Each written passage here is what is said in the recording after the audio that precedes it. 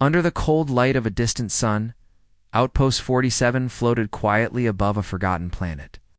It was small, gray, and hidden near the edge of human space. No trade ships came here. No patrols passed by. It was a ghost on the map. Most people didn't even know it existed anymore. But it was not empty. 12 people lived inside the outpost. Some were engineers, some were scientists. Only one was trained for combat. His name was Rainer.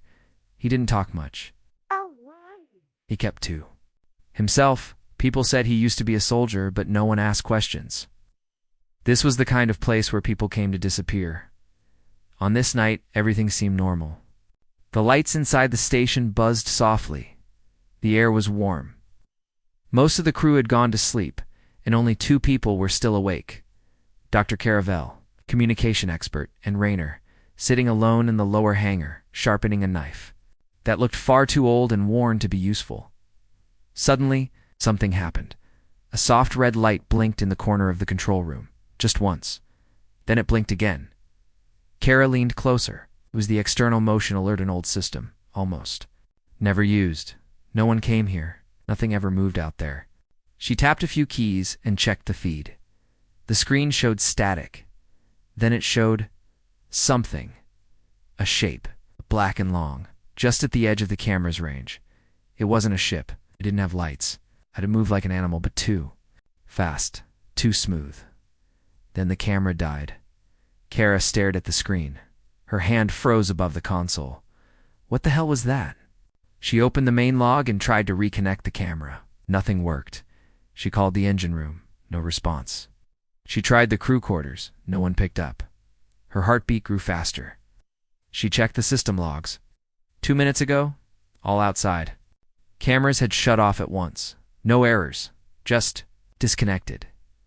She stood up and ran toward the lower deck.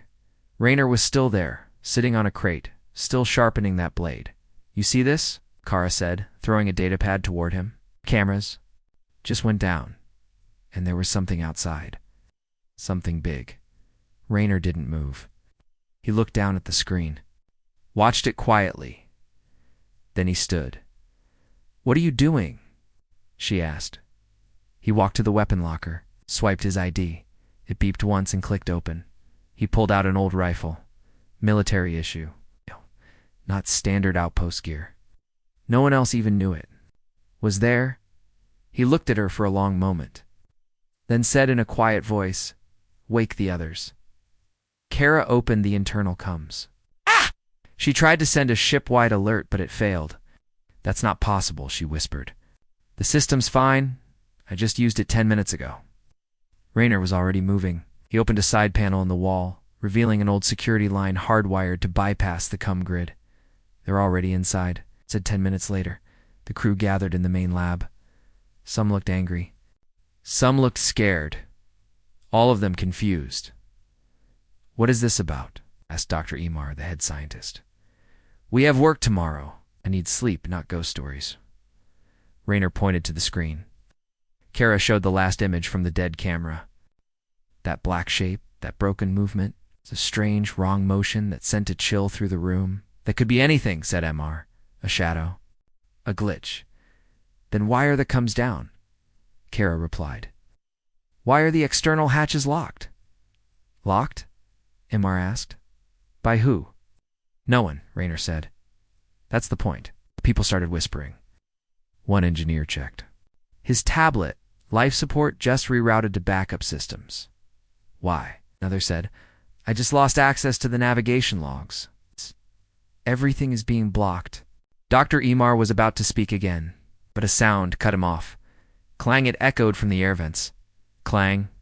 Then again, louder, closer. Someone screamed. The crew turned toward the hallway. A figure appeared, tall, black, covered in armor that looked melted and sharp, not like anything human. Its head was narrow. Its eyes glowed faint green. Rainer didn't wait. He fired. The bullet hit the thing's chest and knocked it back, but it didn't fall. It twisted its body and leaped into the shadows above the ceiling. Everyone ran. The crew split. Some ran too. The engine bay. Others tried to reach the hangar. Raynor and Kara went down the main corridor, guns ready. The lights flickered. Red backup lights came on. Emergency mode. Where did it go? Kara whispered. Raynor looked up. Everywhere. They reached the weapons locker on deck. See, only a few old rifles and stun tools remained. I told them this base needed defenses, Kara said, grabbing what she could. They didn't listen, Raynor answered. Why would something attack us now? After all these years, Raynor stared into the dark. They didn't come for us. What then? They came for what's buried under this station. Meanwhile, two engineers, Mike and Yara, reached the control core. They locked the door and tried to reconnect the system. We need power. Back, Mike said. We need to contact Earth. Yara pulled up the logs and froze. What? Mike asked. She pointed. Look, the file was open, dated 27 years ago. Classified level red. Outpost 47 is not a science lab, Yara whispered. It's a vault, a holding place, for something called Project Revenant. What's that? She didn't answer. The door shook. Mike pointed his rifle. The lights turned red again.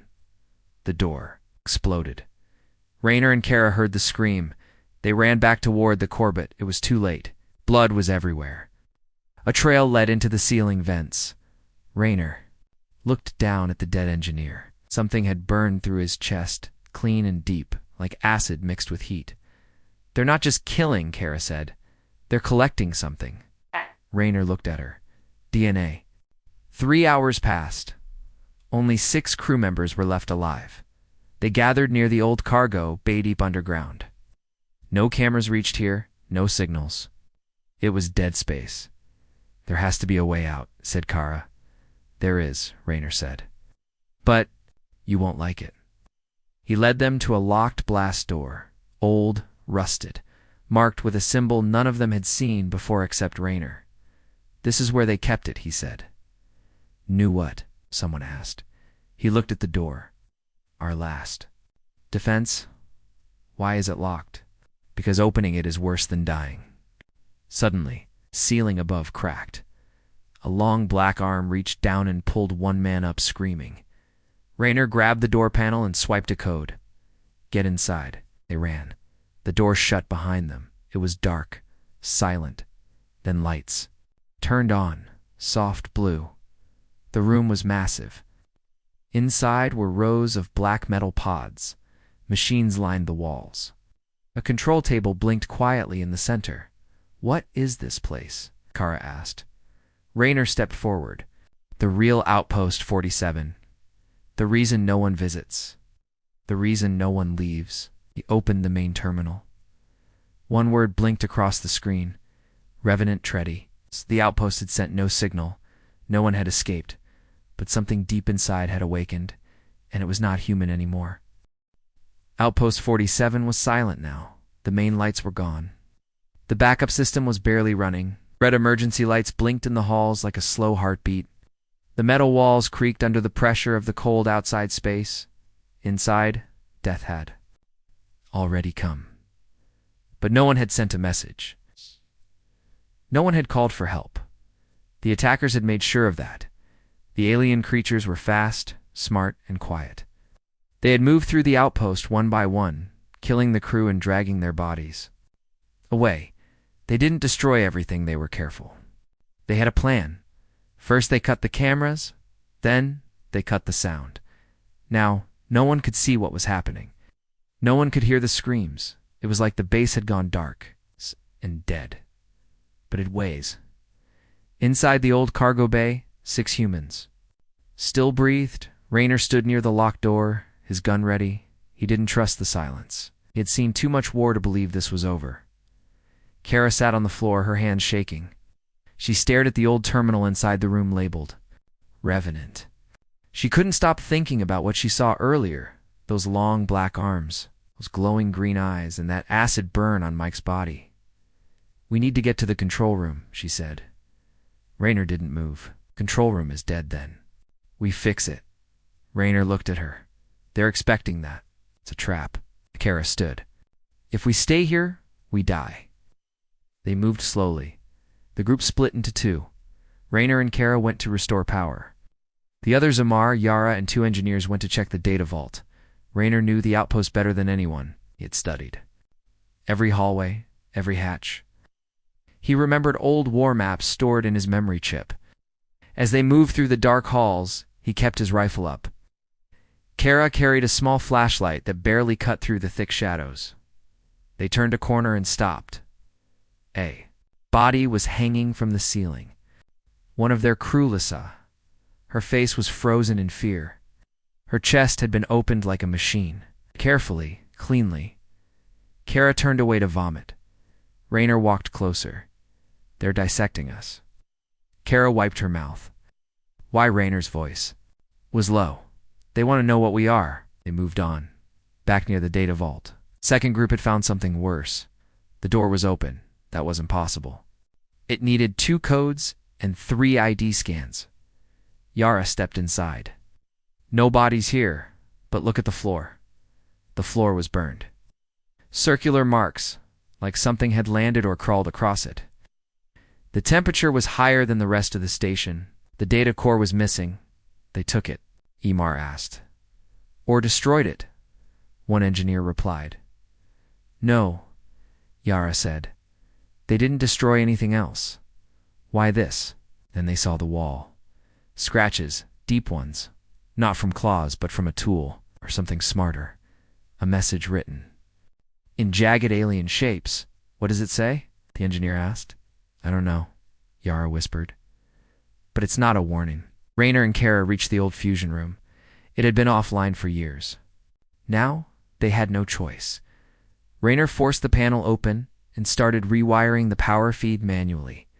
Kara watched the doorway, the flashlight shaking in her hands. Suddenly, a voice came through the emergency speaker. Double quotes, ... Can you hear me? It was YARA. Raynor picked up the cum. Say that again? Don't come to the vault, she said. It's not safe. They were here. They were static, then silence. Kara, stay close, Raynor said. She nodded, but her hands were shaking harder. Raynor flipped the last switch. The lights in the hallway blinked once, twice, then came fully on. It felt worse than the dark because now they could see what was coming. They met the others halfway back. Yara had blood on her shirt. The 2 engineers were gone. Mar limped, holding his side. They took them, he said. We didn't even see them. 1 minute they were behind us. Then, he didn't finish. Kara asked, Did you get the core files? Ow. No, Yara said. But I saw something. One of them. It wasn't just an alien. It had metal. Cyber parts. It's like someone built it. Built, Kara asked. Or rebuilt. Raynor's jaw tightened. They're not just invaders. They're machines too. Machines, Kara said. Biomechs, he replied. Designed to learn from the inside out. They reached the central control deck. The door was sealed. Raynor opened the manual panel and used a tool to hack through. It sparked, buzzed, then clicked. Inside the control room was a mess. Wires were pulled, screens were smashed. But something had been left on purpose. One screen still worked. It showed a list. Human brain patterns. 43% combat behavior. 29%. Voice imitation. 12% body design update. In progress. Kara stepped back. There. Learning to become us. Raynor stared at the screen. No, they're learning to beat us. Suddenly, a voice came from behind. Raynor turned, gun ready. It was Lisa, but Lisa was dead. He had seen her body. She stepped out of the shadows. Her face was perfect. No wounds, no cuts. But her eyes glowed faint green. Put your gun down, she said, smiling. You don't need it anymore. Raynor shot her in the head. She fell back. Her body twitched. And then metal claws burst from her arms. The creature screamed and jumped at them. Raynor and Kara ran. The others followed. They reached the upper floor, near the hangar doors. Everything was locked. Raynor turned to the crew. We can't run anymore then. What? Emar asked. We fight. With what? Yara shouted. They're faster, stronger, but not smarter, Raynor said. He opened a wall panel and pulled out a sealed case. Inside was a chip labeled Revenant Override AI Control Link. What is that? Kara asked. Raynor looked at them. It's the one thing these things won't expect. Far away, in the cold silence of space, a listening post picked up a signal from Outpost 47. The message was short, broken, but it repeated one word: Revenant. Activated. Then silence. The outpost was falling, not from fire, not from explosions, but from silence. The kind of silence that meant something had gone wrong. No one wanted to say it out loud. Raynor, Kara, Yara, and Dr. Emar were the only ones left now. The rest of the crew were either dead or worse. And now they had no way out. All doors were sealed. All escape pods were gone. Raynor had checked them himself, burned, melted, or ripped open from the outside. It was a trap. They didn't want anyone escaping. They wanted something inside the base, something buried under the metal floors and forgotten files. Inside the control room, Kara stared at the flickering screen. She had connected the AI control. Chip Raynor gave her limited access, just enough to see what was left of the outpost systems. She opened the schematic. Every main door is sealed, she said quietly. Manually welded. Internal commands have been disabled. Did it? Yara asked. Raynor answered, not us. Emar added, then how did they access our controls? Kara didn't look up. They're inside the system. There was a long pause. No escape pods. No service tunnels. External airlocks. All blocked. Kara scrolled through the last few logs. Raynor stepped forward.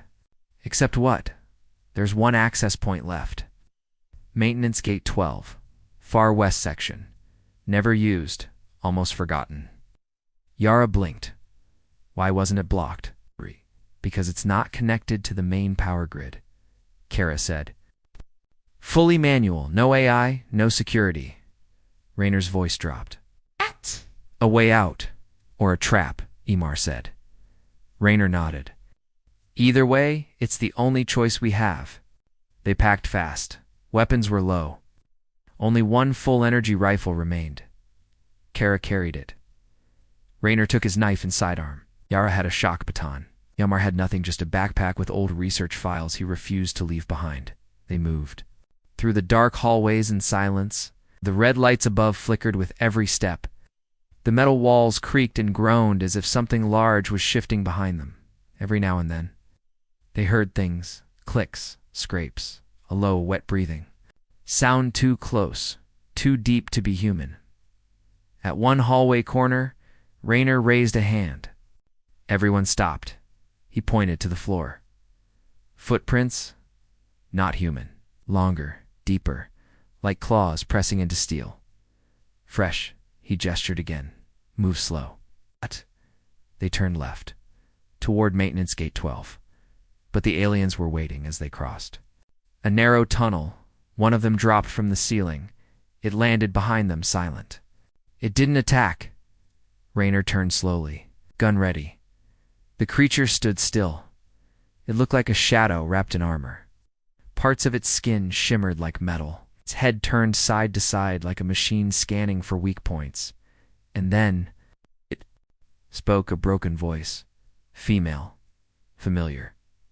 Raynor. Kara's eyes widened. That's Lisa's voice. Raynor didn't blink. They copied her. Why? Emar whispered. To confuse us, Raynor said. To make us stop. To make us hesitate. The creature took one step forward. Raynor shot it twice. Its head exploded. It dropped like a broken puppet. Then two more crawled from the walls. Raynor shouted, run. They ran. They turned corner after corner, the creatures chasing them, never screaming. Never speaking, just moving fast, their claws slicing walls. Like paper, Raynor pulled a flash grenade from his belt and threw it back. The hallway lit up with white fire. Screeches followed. They kept running. They reached Maintenance Gate 12. It was old, rusted, manual controls only. A round wheel lock was built into the steel. Raynor turned it hard. Nothing happened. He tried again. Still locked. They jammed it. He said, "I can fix it," Kara said. "Give me a minute." Raynor and Yara stood guard. Imar crouched behind, holding his backpack like a shield. Kara opened the side panel. Sparks flew. She ripped out old wires and rewired them by hand. She whispered, "Come on, come on." Behind them, sound of claws on metal echoed closer. Raynor looked down the hall. He didn't blink. He didn't breathe. Then finally, dash click. The door unlocked. Raynor grabbed Kara. "Go." The door opened into a long tunnel. It was narrow, barely enough for two people to stand side by side. At the far end, a hatch led outside to a hidden maintenance platform. They ran. Behind them, the screeches returned. The aliens were back. This time, in numbers, Raynor turned back and fired, slowing them down. One of the creatures jumped at MR. Yara pulled him forward just in time. They reached the hatch. Kara slammed the button. "Nothing. Double quotes. No power," she said. Raynor pushed her aside. He opened the hatch lock manually. It screeched and fought, but he forced it open. Fresh air poured in. Cold. Dead. But free. They climbed out onto the small platform. It was old. Almost broken, but it gave them a view of space black stars stretching forever far in the sky. They saw it. A ship. A signal light blinking. A human patrol craft. Too far to hear them. Too far to see. But alive. Raynor grabbed the emergency flare from the storage box and launched it. A green flame shot into the sky. The ship didn't move. Kara whispered, "Please. See us." The ship turned toward them, then behind them. The metal door burst open. One creature stepped out, then another, then 5 more. Raynor turned and raised his gun. Kara said, "Send the message. Use the beacon." But the flare, they might not see it. Use both. Yara stood next to Raynor. "I'm not running." Imar dropped his backpack and pulled a small device from it. "They want what's inside this?" "What is it?" Kara asked. Imar looked at her. "It's a real reason. This outpost exists. A biocore. Proto-human genetic tech." "They came for that?" she asked. "They can't have it," he said. He set the core to overload. Raynor nodded. "Then we end this here." Kara activated the beacon. It lit up and began broadcasting. Raynor and Yara opened fire. The platform shook. The alien creatures rushed forward. Claws slashed. Guns fired. Screams echoed into the night. Kara turned away, tears in her eyes. Running toward the far edge of the platform as the last flare fired into the sky. From space, the patrol ship finally responded. It turned. It accelerated toward Outpost 47. But what they would find would not be human anymore. The platform was shaking. Gunfire echoed into the dead sky. The alien creatures screamed as bullets tore into their bodies. Raynor stood at the front, his rifle blazing, his face like stone. Yara fought beside him. No fear, no hesitation. Behind them, Kara finished sending the emergency signal. The flare had gone up. The beacon was active. Help was finally on the way. But it might already be too late because the alien machines weren't stopping. They didn't run from pain. They didn't slow down from wounds. They kept coming. Imar held the biocore in both hands. It glowed with a blue light, pulsing, alive, as if it could feel what was happening. "This is what they want," Imar whispered. "They've been searching for it across space." Kara looked at him. "What is it?" Imar turned to her slowly. "The thing no one was supposed to find, not even us. 27 years ago, Earth was in a different kind of war. Not with aliens, but with itself. Nations fought over the last resources, and secret labs created weapons far beyond human limits. One of those weapons was a biocora, living memory of human evolution. It wasn't just DNA. It was data, emotions, rage, intelligence, fear, everything that made humans dangerous. Only one prototype was made. It was too powerful, too unstable. So, Earth hid it, buried it deep in a forgotten outpost far from any colony. Outpost 47. And now, something had found it. Rayner's gun clicked empty. He threw it down and pulled out his knife. "Fall back," he shouted. They retreated toward the rear end of the platform. Kara helped Imar, who was now limping. Yara stayed with Rayner. Alien creature jumped down from the ceiling above. It landed between them. Yara stabbed it with her shock baton. Electricity ripped through its body, but it didn't die. It grabbed her throat. Rayner leaped forward and sliced its head clean off. Yara gasped, falling back. Her neck was burned, but she was still breathing. They ran again. Inside the outpost. More systems were coming online. The AI had been damaged, but not destroyed. Somewhere deep inside its code, an old protocol activated. Level 0 containment breach detected. Initiating memory recovery sequence. A series of locked files began to open. Kara, who had linked her datapad to the beacon, saw new data begin. To download, she read the top file. Her face went pale. "They didn't just hide the core here," she whispered. "They were using it." Rayner looked back. "What do you mean?" She held up the pad. "The crew wasn't here for research. They were here to test the core on themselves. Silent trials. Hidden mutations. That's why no one ever got promoted.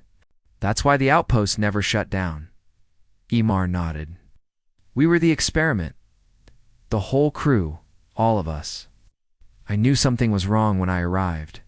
Too many systems were sealed. Too many files were blank. But I stayed. I thought I could find the truth." Rayner clenched his jaw. And now we're the result. The aliens weren't just looking for the core. They were following its signal. They had found others before, destroyed other labs, but Earth never knew, because no one ever returned. Outpost 47 was the last one still active, and now it had called them home. The sky above the platform lit up. A light. A ship. The human patrol ship had arrived. But something was wrong. It wasn't slowing down. Kara activated the signal flare again. The beacon pulsed bright green. The ship didn't respond. Rayner looked through his scope. His face went cold. "It's not a patrol ship." "What?" Kara asked. He lowered the scope. They already got to it. The ship dropped toward the outpost like a bird of steel. Fast, heavy, and silent. Then, the weapons came online. A red light blinked under its wings. Yara shouted, "Incoming!" The ship fired. The blast hit the outer platform. The shockwave threw everyone back. Metal cracked, pipes burst. Fire sprayed through the air. Kara held the datapad close. "We have to destroy the core. We can't let them take it." Imar hesitated. "But it holds everything." "Exactly," she said. "Everything that makes us human is in there. And now they want to use it against us." Rayner picked up a thermal grenade from his belt. "Give it to me." Imar looked at the core. "I'll do it," No, Rayner said. "You've done enough." He took the core. Placed the grenade next to it. Set the timer to 90 seconds. "Let's go." They ran back through the access tunnel. Behind them, the fake patrol ship landed. A ramp opened. Dozens of alien machines poured out. Some walked like humans. Some crawled like insects. All had one thing in common. Green glowing eyes. They rushed toward the core. The explosion lit the entire sky. Blue and red fire spread through the platform. The biocore tore apart. A wave of energy hit the outpost walls. The alien ship shook and fell sideways, its systems crashing. Rayner and the others made it. Into the lower tunnels before the blast reached them, they collapsed to the floor, alive, shaking silent too. Hours later, the emergency lights returned. A real Earth patrol signal was now visible on radar. Help was finally coming. But nothing would ever be the same. Outpost 47 was gone. The core was destroyed. But the data had already been copied. And far away, in another star system, something new began to grow. Something that now understood what made humans strong and how to use it. The dust had not settled. The smoke still clung to the tunnels like fog. Kara coughed as she leaned against the broken metal wall. Her ears rang. Her eyes burned. But she was alive. Raynor stood at the front of the group, not shaking, not resting. Just watching, waiting. Yara limped forward, her side bleeding from shrapnel. Imar pressed on a wound near his ribs. His hands were stained with blood and black dust. Behind them, the emergency lights flickered red dots somehow. They had survived the blast, but the outpost had changed. The tunnels were different now. The walls. Breathing, no, Imar whispered. It's not over. That wasn't the real core. Kara looked at him sharply. What do you mean? The files were only half opened, Imar said. I saw it just before the pad fried. That core. It was a decoy, Yara growled. You're saying we blew up a copy? Imar nodded slowly. The real one is deeper underground. Locked away. Raynor was quiet. He already knew. He had always known. 20 years ago, Earth created something more dangerous than weapons. They created Raynor. Not born. Not adopted. Built. He was not just a soldier. He was an experiment. A test of what happened when human DNA was fused with controlled chaos gene patterns from black hole-resistant cells. Shock-adaptive muscles and a neural core trained from birth to react faster than light-based AI. Raynor didn't remember. His early years, because they were erased. Each mission he completed gave him flashes. Blood, fire, silence. But something about Outpost 47 made the memories come back faster. Now they wouldn't stop. He saw white lab coats. Men with fear in their eyes. He remembered lying on a steel table, wires going into his skin. He remembered the screaming, not his own, but others. Subjects before him, they didn't survive, but he did. And now, the enemy had his blueprint. Raynor, Kara said, stepping close. You knew something was down here, didn't you? He said nothing. Did command send you to protect the outpost? Imar asked. Raynor finally turned. No, he said. They sent me to erase it. The ground shook again, but this time it wasn't from above. It came from below. Kara backed away. Something's waking up. Imar looked around the tunnel. No, someone is waking up. From the dark corner of the wall, a small panel blinked green. It had no markings, just a single button. Raynor stepped forward and placed his hand on it. The panel scanned his palm. Genome match confirmed. Welcome, Unit 4701. The wall split open. Behind, and it was a lift. Old, rusted, but powered. They entered, the doors closed. It descended into the unknown. The lift sank for several minutes. Long metal tunnels passed around them. Dust floated in the dim red light. Then it stopped. The door opened, and there it was. A chamber. Unlike anything they had seen above. Clean, silent, cold. And in the center floating was a black cube, roughly the size of a human skull, surrounded by rings of light, the true biocore. Kara stepped forward slowly. It's alive. Imar read the markings on the walls. This wasn't just a weapon vault. It was a mirror. A mirror of what? Yara asked. Of Raynor. They turned. Raynor stood still, but his body was reacting. Muscles twitching, veins glowing faint blue. The light from the core was reaching toward him, feeding off him or sinking. Imar grabbed his scanner. It's reading his DNA, his neural signals. Hell, it recognizes him. Raynor stepped closer. The cube spun faster. The air changed charged. A voice echoed through the chamber. Subject 47, no one has returned.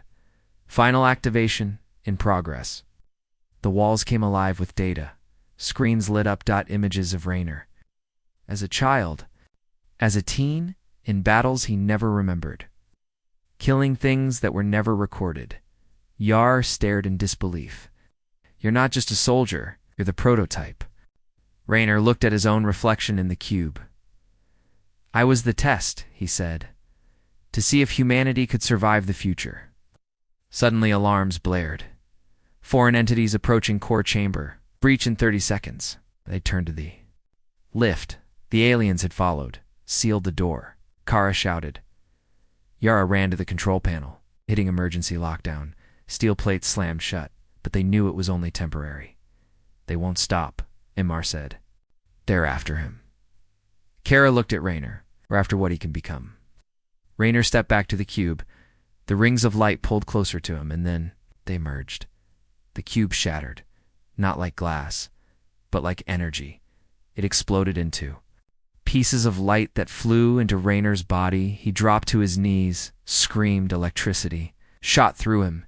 His skin lit up, and then he went still. Kara moved forward. Raynor, he opened his eyes. They glowed bright white. The door behind them exploded. Aliens poured in, but this time, Raynor didn't raise a weapon. He stepped forward, and they stopped. All of them, frozen, shaking then. One by one, they turned. Their weapons around and shot themselves. The chamber went silent. Raynor turned back to the others. They weren't machines, he said softly. They were stolen minds, taken by force. Gave me a way to speak to them. Kara asked carefully, What are you now? Raynor looked down at his hands. I don't know, but I know what I must do. Imar stared at him.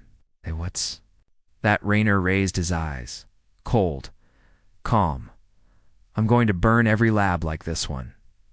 Every secret they buried. And then I'll find who gave the order to build me. The lights dimmed. Raynor walked past them. Yar whispered, One human was built for this. And now, he had become something more. The storm had no sound. Only the wind screamed high and sharp around the broken towers of Outpost Vega. Smoke curled from burnt metal. The alien invaders had returned, this time with more ships, bigger, faster, crueler. But something had changed. The humans inside the base weren't running anymore. Major Rix stood beside a shattered wall, his rifle steady, his eyes cold. His uniform was torn, his arm was bleeding, but he didn't care. They had lost the med bay, the power center, in half. Their squad. Still, no one talked about surrender. There was no one to surrender to. The aliens didn't speak, didn't answer hails. They just attacked, killed. Burn, Rix whispered into his comm. No signal out. We're completely jammed. Private Morass. Voice cracked back. Then we hold. 1 more hour. Maybe someone's listening out there. They both knew no one was, but that didn't matter now, in the tunnels below the outpost. Captain Yuna was building something. Not a weapon. Not exactly. She had found a deep storage cache from the old wars. Inside were scrap parts, fusion cores, and something strange. A power spike emitter designed to overload starship sensors. We turned their own systems against them, Yuna said. Her fingers worked fast, burning as they welded circuits. If we blind them even for 30 seconds, ... it might be enough. Enough for what? She didn't say. But the plan was clear. Hurt them. Make them bleed. Even if it cost them everything above. Ground, the aliens landed hard. Their boots slammed on metal. Their helmets hissed.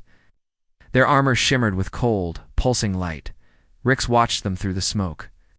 He could see them now, clearly. The enemy had changed. These weren't scout units anymore. These were warborn. Biomechanical soldiers bred only for death, and they were walking straight toward the command center. Rix grabbed the last 2 grenades from his belt. You know what to do, he said to his team. 5 humans remained. Each one nodded. They scattered. 2 went right into the fire, drawing attention. 1 climbed a broken tower, dragging a sniper rifle with a bent scope. 1 vanished into the dust, carrying the signal pack Yuna had modified. It was a suicide run, and Rix. He stayed behind the wall, waiting for the right second. The aliens entered the base, silent, fast. They didn't expect traps. The first explosion came from under the floor. The second, inside the air system, screams followed. Not human ones. Eunice. Device activated deep below.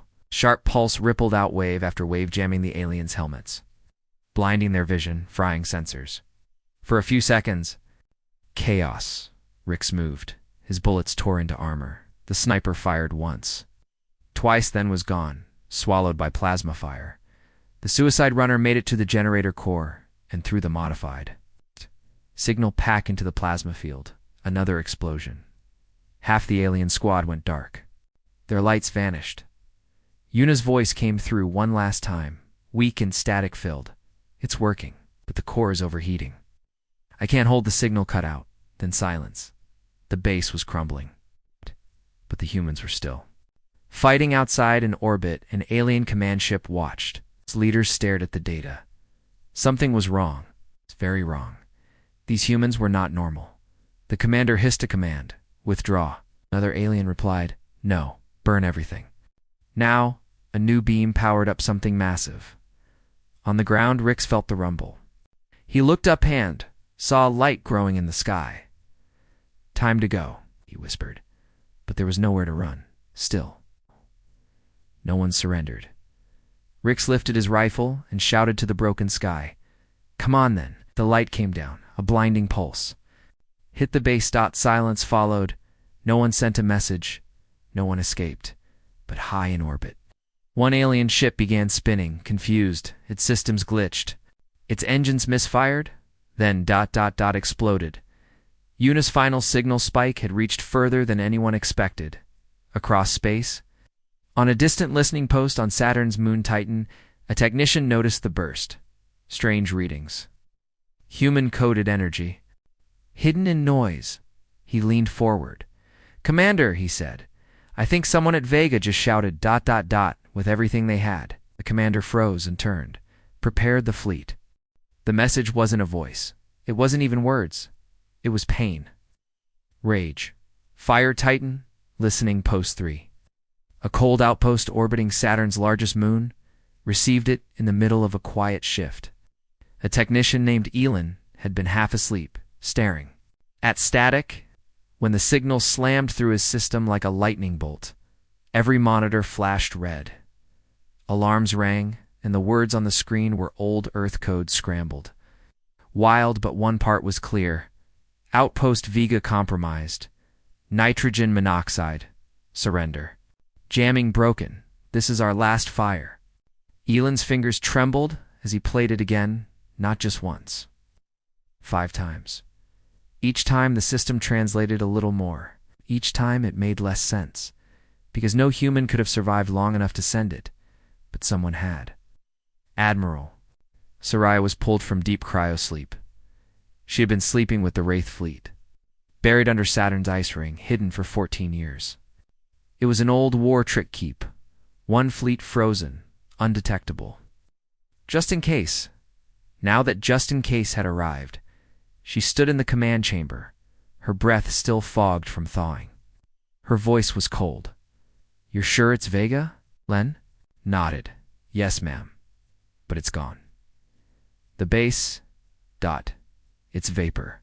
She stared at the screen. Then why is their signal still echoing across 12 systems? Elin didn't have an answer, but Soraya didn't wait. She pressed her hand to the war. Panel, wake the fleet. Target the coordinates. Ready everything? This isn't a mission. This is vengeance. Across the moons of Saturn, giant silos opened. Ships rose black and sharp like blades. Wraith-class vessels built for silence and destruction. They hadn't. Flown in over a decade, now they burned sky. Inside the lead ship, Silent Edge, Admiral Soraya suited up. Her officers watched as targeting data appeared. Alien ships. Alien orbit patterns. But worst of all, live feeds from old satellites near Vega were playing what was left of the base. Nothing but a crater. But in that crater, something strange pulsed. An energy trail, not human, not alien. Something new. Lieutenant Doran frowned. Admiral, whatever they hit the base with, it didn't erase the humans. It left ... traces, the kind that burn into the space fabric. Soraya leaned in. Explain, it means. Doran hesitated. Whatever they used, it overkilled Vega. Too much. Power. Unstable. The Admiral's jaw tightened. They feared us. Out in the stars, the alien fleet had pulled back to orbit near planet Cargos, a fortress planet, armed, watching. They believed the humans were gone. Vega was proof. They had seen the fire, recorded it, played it to their war councils. Human resistance, one alien commander had said, has finally been crushed. But that same night, long-range scanners screamed. A storm was coming. Human ships, fast, black, silent, no radio calls, no warnings, just movement, too smooth, too direct. Wraith fleet had arrived. On the silent edge, Soraya stood at the front deck. Her voice rang out. Vega was a signal, a cry in the dark. We are the answer. No one cheered. Wraith soldiers didn't do noise, and they moved like ghosts, efficient, focused. That the admiral pointed toward the alien fleet orbiting cargoes. Hit them hard, no mercy, no survivors. Missile launched, then another. Then the whole fleet opened fire. Alien defenses lit up. Their ships turned, shocked. They never expected Earth's revenge to come so fast, and not like this Wraith. Fleet didn't fight like normal militaries. They had no front line. They appeared behind. Enemy ships, they disabled comes before destroying. Engines. They didn't ask for surrender. They hunted in 30 minutes. 6 alien capital ships had fallen by the end of the first hour. 17 more were adrift, flaming wreckage. The aliens fired plasma storms, cutting the sky open. One Wraith cruiser took a direct hit. It didn't scream. It simply crashed into the enemy flagship and detonated from the inside. A suicide tactic. Old Earth style. Meanwhile, in the wreckage of Vega, deep beneath the surface, something stirred, not alive, but recorded. A data core, buried under meters of metal and ash, flickered. One message, one name. Rix. He had tied his biometrics into the final power spike. Somehow, even in death, his signal pulsed, not for help, but for vengeance. The Silent Edge received it as the alien command ship. Tried to retreat. Soraya read the name. She smiled coldly. Rix, I remember him. Good soldier. Let's make his message the last thing they hear. In orbit. The alien command vessel screamed into warp. Trying to escape, Soraya didn't let it. She activated the Sting. Protocol, a Wraith fleet weapon never used before, for stealth. Drones latched onto the alien ship mid-jump. Instead of exploding, they infected its engines with a virus. The jump failed. The ship reappeared. Inside a gas giant's gravity weld, it fell like a stone. No survivors. Hours later, space was quiet again. The enemy fleet was broken. The fortress planet was burning, and Wraith fleet remained circling like wolves. On the bridge, Soraya turned. To Elon, prepare the broadcast. He nodded and opened the channel. She faced the camera. Her voice was low, but every word was clear. To those watching, we don't forget. We don't forgive. And we don't die quietly. Was only the beginning. Transmissions sent. Space was quiet again. Wraith fleet hovered above the ruins of cargoes, the enemy fortress planet. Smoke curled from its surface, thick and black. The alien fleet had been destroyed, its ships left as broken shells drifting across orbit. The stars, once filled with the enemy's fire, now reflected only silent sand ash, but Admiral Soraya knew it wasn't over. Not yet. She stood in the bridge of the Silent Edge, his eyes fixed on the forward screen. Below, cargoes burned. But deep inside that planet, something still lived. Scan again, she ordered. Focus on power signatures below the crust. Lieutenant Doran tapped the controls.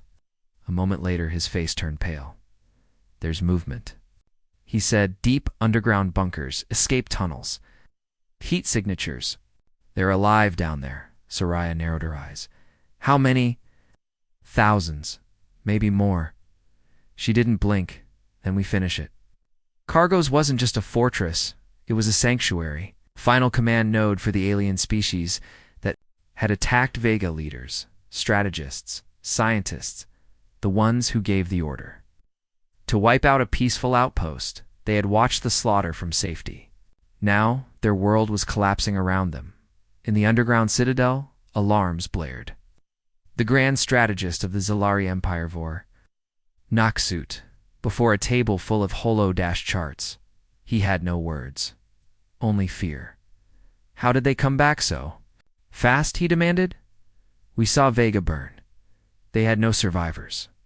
An aide trembled. It wasn't the survivors, my lord. It was the memory. They're fighting for those who died. Above them, Soraya activated Operation Grave Wind. Dozens of warpods dropped from orbit. Not bombs machines. Automated diggers, armored, equipped with fusion drills.